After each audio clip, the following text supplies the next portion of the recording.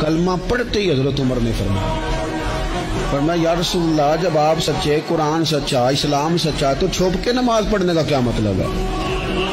فرمایا ابھی تعداد ہی کوئی نہیں، 40 تو مسلمان ہیں۔ عرض کی حضور مہربانی کریں نا، آپ صرف اجازت دیں۔ 20 لوگوں کی صفیں بنا دی گئیں، ایک صف کے آگے حضرت عمر ہیں، ایک صف کے آگے حضرت امیر حمزہ ہیں۔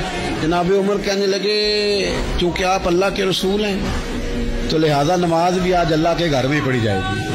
تو حضرت عمر بیت اللہ شریف کے بیچ کھڑے ہو کے نعرہ لگاتے ہیں، فرماتے ہیں میں عمر ہوں، تم مجھے بھی جانتے ہو، میرے باپ کو بھی جانتے ہو، تم میرا قبیلہ بھی جانتے ہو، میں نے پڑھ لیا ہے محبوب کا کلمہ۔ اب جس نے بچے یتیم کرانے ہو اور اپنی بیوی بیوہ کرانی ہو وہ آئے اور مجھے روکے، یہ محبوب اللہ کے ہیں اور گھر بھی اللہ کا ہے، تو نماز بھی آج اللہ کے گھر میں پڑھی جائے گی۔